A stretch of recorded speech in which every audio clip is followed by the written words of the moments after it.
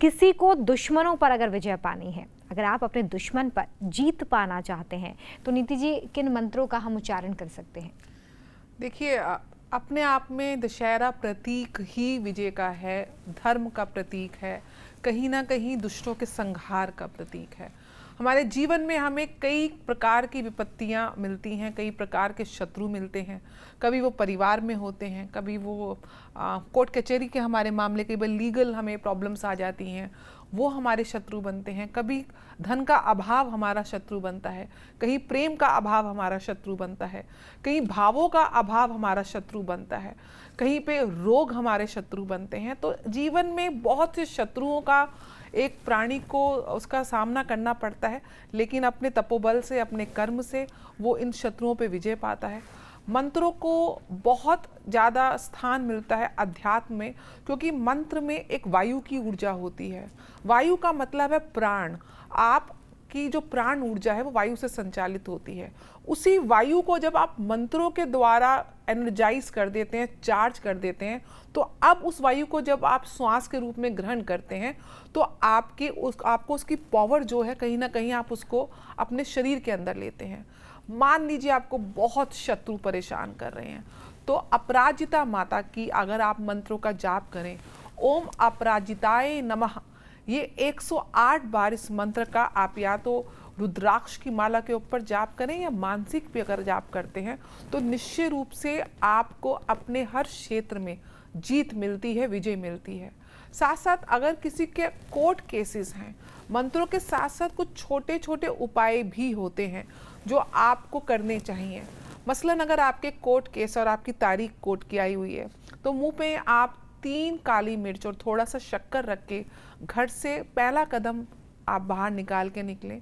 साथ में हनुमान जी को संकट मोचन माना जाता है, भगवान राम के परम भक्त, जिनके हृदय में भगवान राम का वास है, जिनके कण कण में भगवान राम का वास है, उन हनुमान जी की उपासना करने से आपको हर कार्य के जितने भी विघ्न हैं वो शांत हो जाते हैं।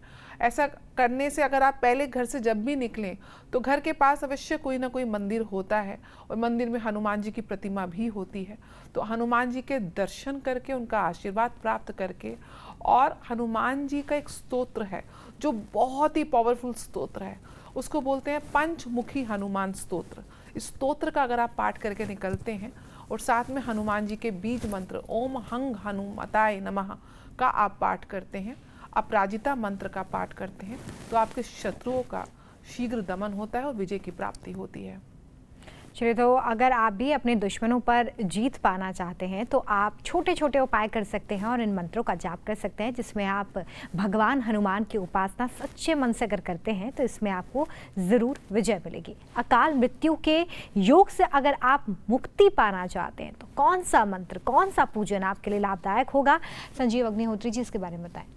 देखिए, अकाल मृत्यु के लिए बहुत अच्छी बात आपने पूछी है रोमिता जी। अकाल मृत्यु कभी नहीं होगी आपकी, लेकिन मंदिर आप जाएं, सादर पंडित जी जो पुजारी जी हैं उनको प्रणाम करें, और मंदिर में जितने भी मेरे ठाकुर जी हैं, माँ दुर्गा जी, गणेश जी, दुर्गा जी, हनुमान जी, कार्तिकेय जी, सबका दर्शन करें, और उसके बाद में भगवान को दंडवत प्रणाम करें। और दंडवत प्रणाम करने के बाद मंदिर का जो चरणामृत जो पंडित जी देते हैं, तो मंत्र बोलते हैं अकाल मृत्यु हरणम सर्वव्याधि विनाशनम विष्णुपादोदकम पीत्वा पुनर्जन्म न विद्यते।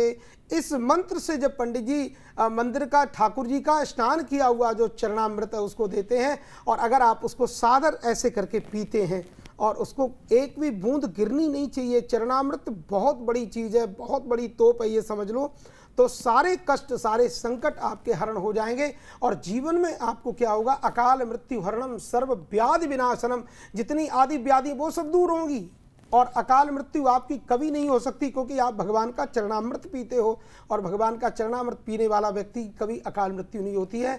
और जब भी कभी बाहर निकलें और शत्रु यदि परेशान करते हैं, तो एक रामायण जी की चौपाई है सुंदरकांड की, तो वो पढ़कर जब निकलते हैं तो कभी आपको कोई रास्ते में कठिनाई जीवन में नहीं आएगी, और आपके सारे मार्ग भगवान प्रशस्त कर देंगे। जाके सुमिरन तेरे पुनाशा नाम सत्य घन वेद प्रकाशा, ये चौपाई पढ़ के निकलें। या फिर एक दुर्गा सप्तशती का कवच का एक मंत्र है, पंथानम सुपथा रक्षेन मार्गम क्षेम करी तथा राजद्वारे महालक्ष्मीर विजयः सर्वथा स्थितः। यदि नीति समायुक्त अगर आप इन मंत्रों का पढ़ करके निकलते हैं, नियम जो है, और ऐसे अगर आप इन मंत्रों को पठन करके निकलते हैं तो यात्रा में याद रखिए कभी आपको कोई कठिनाई नहीं आएगी और आपके सारे मार्ग प्रशस्त होंगे। माँ दुर्गा आपकी रक्षा करेंगी, हनुमान जी, भैरव जी, ये सब आपकी रक्षा करते हैं। और चौपाई पढ़ के चलेंगे तो हनुमान जी फिर आगे आगे भारतीय जो तिरंगा झंडा उसको लेके चलते हैं, और वीर तुम बड़े चलो, कभी भी आपका घाटा नहीं होगा, हमेशा आपकी वृद्धि होगी, आपकी विजय होगी, क्योंकि विजयदशमी का जो पर्व है इसी के लिए इंगित करता है। जी चलिए, तो देखिए, अकाल मृत्यु के योग से अगर आप बचना चाहते हैं तो ये मंत्र है, ये पूजन है, जिसके बारे में संजीव अग्निहोत्री जी ने आपको बताया, तो ज़रूर आप इसे याद रखें, इसका अनुसरण करें। जाहिर तौर पर आपको इसका लाभ ज़रूर होगा।